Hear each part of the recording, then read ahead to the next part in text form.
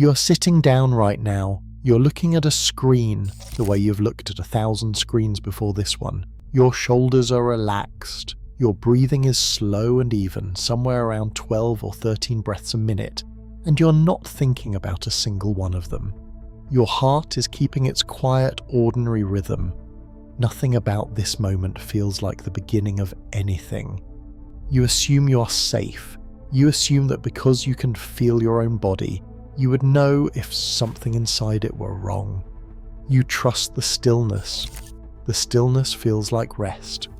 But 3 feet below that screen, inside the deep veins of your calf, the blood has stopped moving the way it is supposed to. Sitting still does that. The muscles in your legs are the pumps that push blood back up toward your heart. And right now those pumps are switched off. So the blood in the lowest, quietest vessels has begun to pool. It is warm, it is dark, and it is going still. And in still blood, a very old and very patient process has just been given everything it needs to begin. In the calm of that pooled blood, the chemistry is already shifting. Tiny cell fragments in your bloodstream called platelets are designed to notice when blood slows down and gathers in one place. To them, sluggish pooling blood looks like an injury that needs sealing, so they start to gather. They start to stick. And the first faint threads of something solid begin to weave themselves together inside a vessel that was never wounded at all. More than 160 years ago, a physician named Rudolf Virchow described the 3 conditions a deadly clot needs to form. The first is exactly what you are doing right now, blood that has gone still. The second is any tiny damage to the vein wall. The third is blood that is even slightly more prone to clotting than it should be, from dehydration, from hormones, from genetics, from a dozen ordinary things. You almost certainly have at least one of the 3 in play at this exact moment, and you cannot feel any of them. This is the part nobody warns you about. The clot does not announce itself. There is no pain when it begins, because the deep veins have very few of the nerves that report trouble.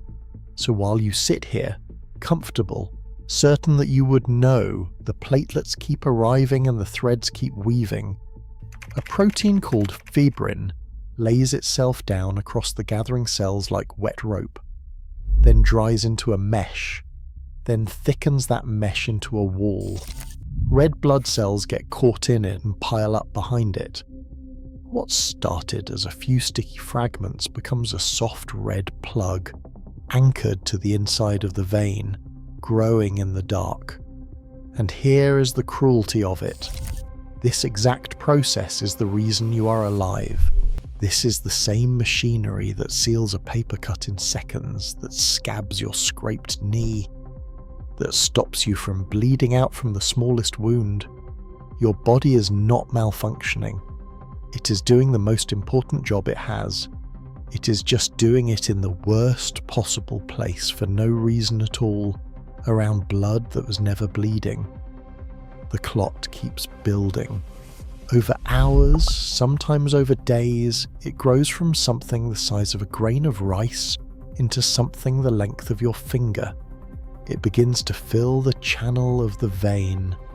And now the blood that still needs to travel up your leg is being forced through a narrowing gap, pressing against the side of the plug, hour after hour. The clot holds. For now, but it is only loosely fused to the vein wall, and behind it the current never stops pushing. Every heartbeat is a small test of whether today is the day it lets go. You feel none of this. You shift in your seat, you take a sip of water, the wall of red in your leg holds its breath. And then it doesn't. It tears free. A piece of the clot breaks off the vein wall and drops into the moving current of your bloodstream. It is no longer a clot now, it is a missile, and the river it is riding leads in exactly one direction, up. The blood from your legs rushes inward, into the great central vein, into the right side of your heart. The chamber squeezes, The clot is fired forward, out through the pulmonary artery straight toward your lungs. It takes seconds. There is no warning, no pain in the leg, no sign. It hits the lungs and it lodges. The artery splits into smaller and smaller branches, and at the point where the clot is too wide to pass, it jams. Hard. Blood slams up behind it with nowhere to go. And on the other side of that blockage, a section of your lung that was supposed to be loading oxygen into your blood suddenly has no blood reaching it at all. You feel it now. You feel all of it at once. The first thing is the AIR. You take a breath and it is not enough, so you take another. And that one is not enough either, and your body skips straight past concern into raw alarm.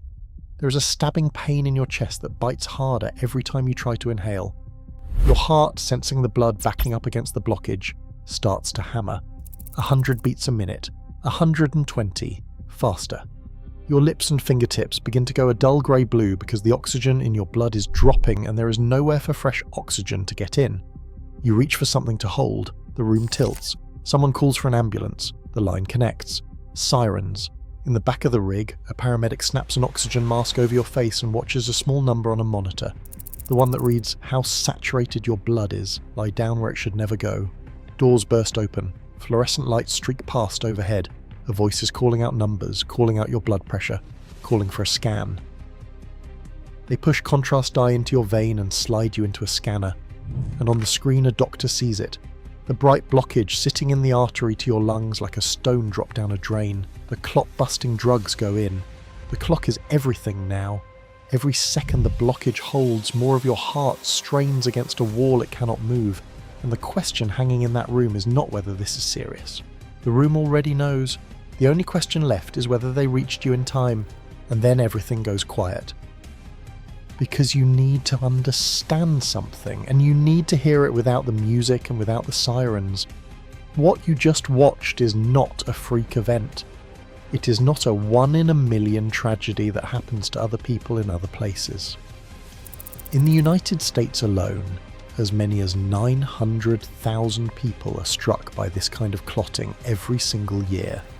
Somewhere between 60,000 and 100,000 of them die from it. That makes it one of the leading causes of preventable death in the country, and most people cannot even name it. And the most chilling number is this one. In roughly 1 out of every 4 people who die from a clot that reaches the lungs, the very first symptom they ever experience is sudden death. There is no swollen leg they noticed in time, no warning ache, no chance to call anyone. The first sign and the last sign are the same sign. Over an entire lifetime, the odds that this happens to you are about 1 in 12.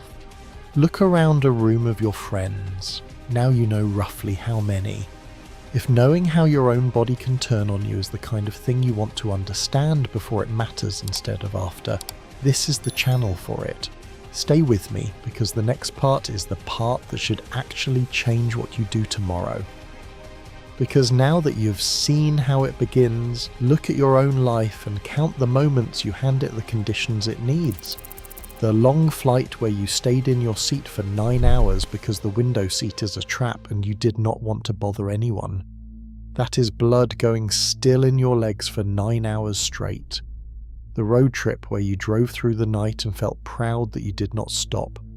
The week you spent in bed recovering from the flu or from surgery, when your body was already primed to clot harder, to heal the wound that the surgery made.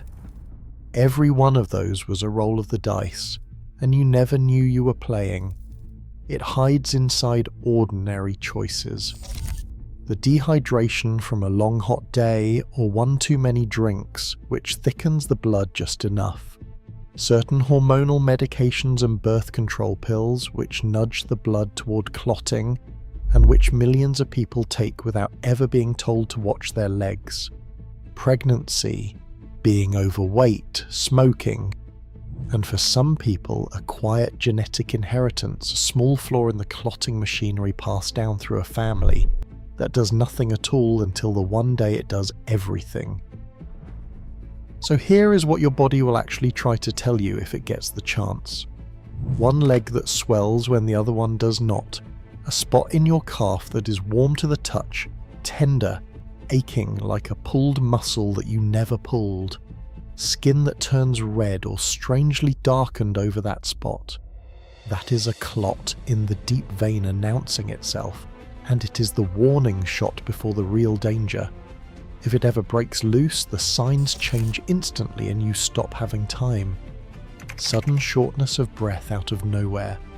A sharp chest pain that gets worse when you breathe in. A heart that suddenly races for no reason. Coughing, sometimes with blood. Lightheadedness, like the floor is dropping.